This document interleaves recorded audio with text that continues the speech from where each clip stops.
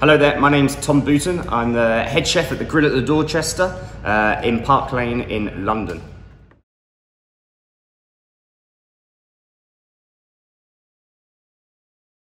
So today we're going to do a really beautiful Cornish cod.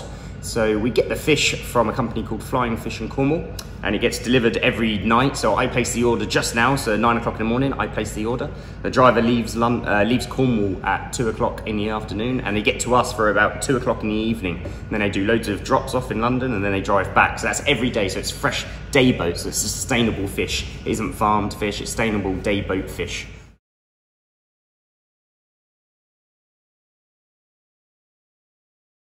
Cod has to be fresh because when you will see some types of cod through, if you go and look in Waitrose and you see the cod, what they have in Waitrose or any of the supermarkets, sometimes you can see some of it is really beautiful, but you can see sometimes the fish hasn't got the perfect flake or the pearl, we like to call it, of the beautiful colour. And you'll see that later on when we prep the whole cod, and you can really see the difference. But again, fish is very expensive. And when you eat it, the texture of the fish would almost go a bit cotton woolly, we like to say, so it can be a bit almost chewy.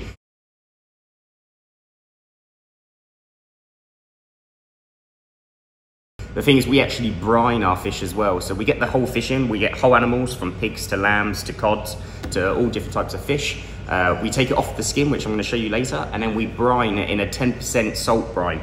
So a brine is water and sugar, sugar and salt. We bring that to the boil, we make it once a week, and we keep a massive 6-litre tub in the fridge, and then we just brine the portions of fish for about 10 to 15 minutes, depending on the size. And what that does, it really firms up the fish. So when I pan fry it, it means it doesn't fall apart. Sometimes when you cook a bit of fish, especially if chefs do it with the skin on, you'll see the flakes all flaking off, where with this one, you'll see the fish will keep beautiful and strong together. And also it penetrates the seasoning of the fish as well. So you're doing it for 2 different ways.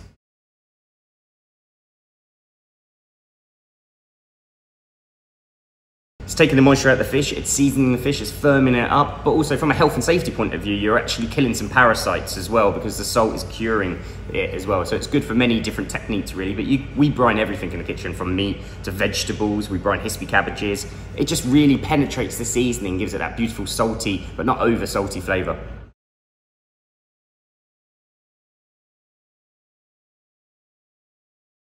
So the dish with that will be the beautiful cod.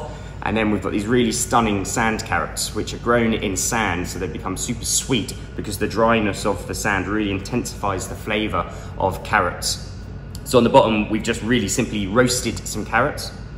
And then through that, we've mixed some Lilliput capers, the tiny little bits of capers where when you eat them, you get the pop of flavour. That's on the bottom, fish on top. Then on top of that, we've got a beautiful carrot salad. So it's the sand carrots again. We've just really simply beautiful peeled them, almost like pappardelle, tagliatelle pasta type.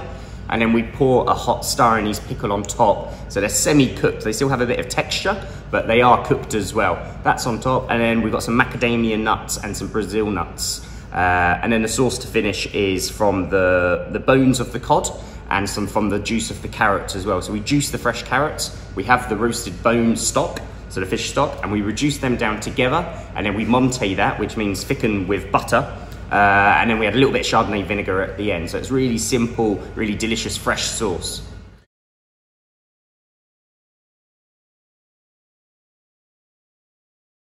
Not too sure really. I think I had the idea during lockdown, and it's quite of a weird one as well, because carrots and capers I've never actually seen before. And when I did it, all of my boys and girls in the kitchen were like, oh, I'm not too sure about cod and capers and carrots, but now we absolutely love it. And yeah, it's super simple. I just like really clean flavors and carrot. So for me, we all know what a carrot tastes like, but when you've tried a sand carrot or you've tried a heritage carrot, a really stunning flavoursome carrot, there's a difference between the carrots you buy in the supermarkets. So it's about getting the best produce you possibly can. So I try and get the best cod I can get in the country, which we do have amazing fish around us as we're an island. I try and get the best vegetables I can get from my suppliers, and we just simply prepare them, but with 110% respect.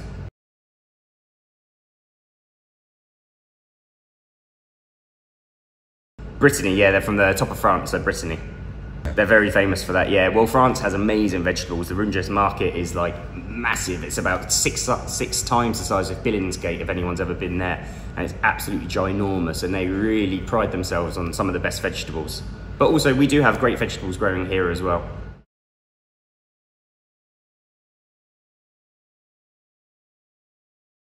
Well, I guess for me, with the capers, I love capers. We actually put them in quite a lot of stuff, most probably too much stuff. But the idea is when you eat the caper, you kind of get this pop of vinegar and the salty kind of taste of a caper, which it has, while you're eating the dish. And then when the caper season is around, we do go and pick our own capers in Hyde Park, and we salt and vinegar them as well. So we make our own too. But yeah, it's a beautiful product, but also it's kind of a seasoning at the same time.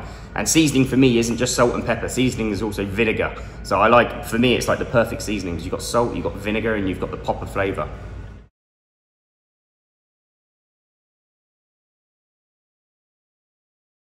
Well, I do normally use Brazil nuts, but Rebecca from Chef's Forum said I had to put some macadamia nuts on there. But the Brazil nuts just for texture, but also you need that nutty kind of flavour in your mouth while you're eating, because you've kind of got the soft carrot at the bottom, you've got the carrot salad, which has a bit of bite, you've got the cod, which is kind of translucent and succulent, but then you need that kind of nutty flavour, which just kind of gets the back of your throat going a little touch.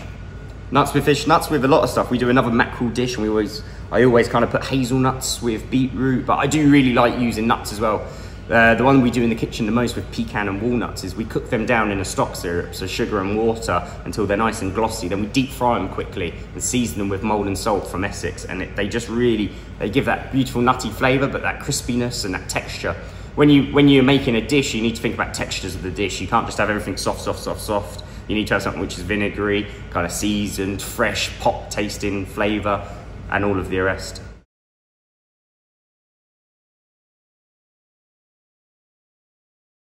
Yes, it's on our a la carte menu, yeah. So I think last night we sold 15 portions, so yeah. So this cod is for dinner service tonight. For our main course size, we charge, so it's very different here. I didn't want to do an a la carte set price. So not every starter has a different price, not every middle course. So here at the grill, we do a 4-course menu. So basically the first course, and we call it first, second, third, and fourth. The first course is something really light and fresh and really getting your palate going. The second course is what I kind of call the dirty course. So on that, we might have the prawn scotch egg, which is like really rich and like tasty, delicious. We've got another sweetbread one, which are really rich, heavy dishes, but small enough that you can just really enjoy it. Then the third course is your main course, so that's what the cod is on. So, and then the fourth course is the dessert. So we break it down. So my menu costs £65 for 4 courses, and we break it down. A starter is 10, then it's 15, then it's 35, then it's 10. So from third, second, third, and fourth. So that means the main course would be £35, which sounds like a lot, maybe for some people, but when you break down that a portion of cod costs me around £6, then I need to make some money back on that. The carrots cost £5 a kilo, and we go for about 20 kilos a week. So you can work the maths out there. And then Brazil nuts, a bag of Brazil nuts is £17 a kilo bag, and we only get kind of 25 portions out of them. So when you actually, it might sound like a lot, but when you break everything down and then you've got to pay for me, you've got to pay for the team, you've got to pay for the front of house, you've got to pay for the beautiful room, the glasses, the washing up. So there's a lot of elements that go into costing stuff and how you have to do that. So I made it very hard myself by making it a set price menu, because it means I have to average it out all throughout the menu, which sometimes is very tricky.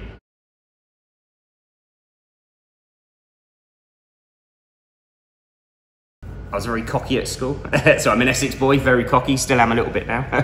But I got sent to a really beautiful restaurant on the Essex-Suffolk border called The Toll Booth, which had 3 rosettes at the time, used to have a Michelin star back in the day. Really beautiful site owned by the Milson family. It's been there for 67 years now, I believe.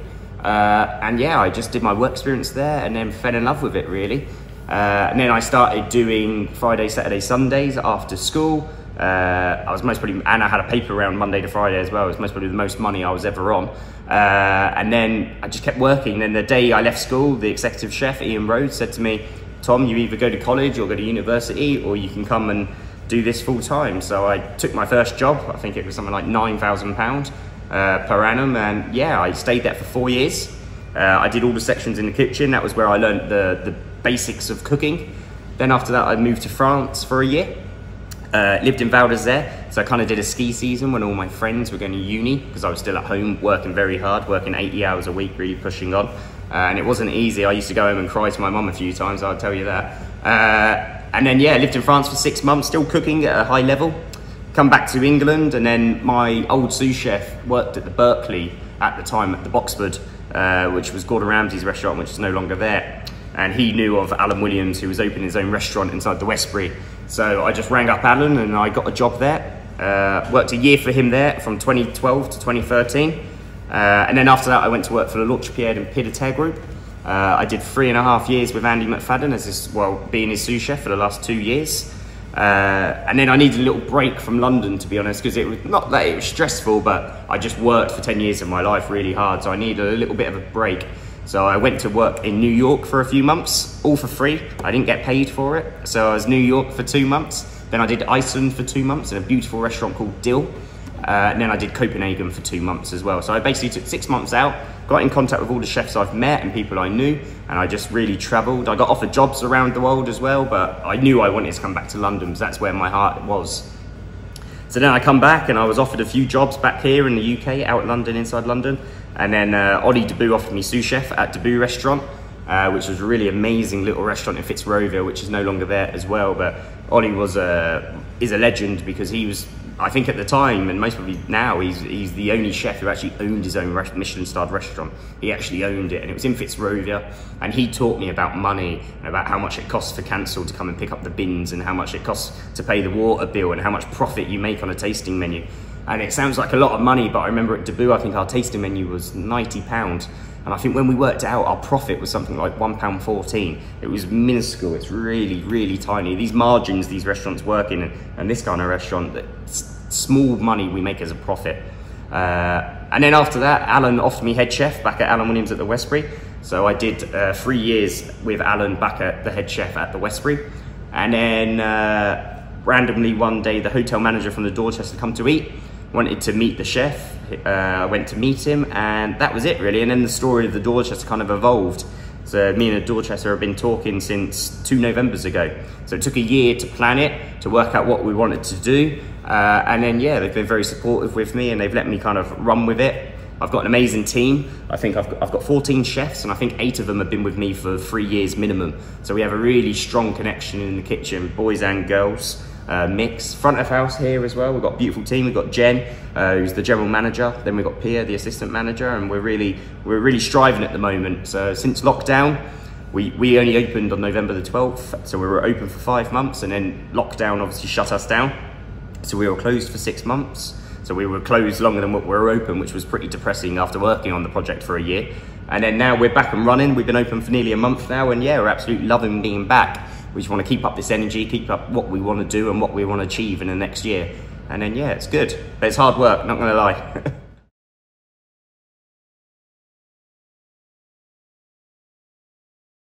So, yeah, not going to lie to you guys, it's a really, really tough industry. It's hard, it's long hours, it's blood, sweat and tears. And you need to have this drive inside you. What I always say to the guys is passion, energy, drive, stamina. These are like the 4 words you need to really, if you want to succeed in this industry, it will give you everything you want.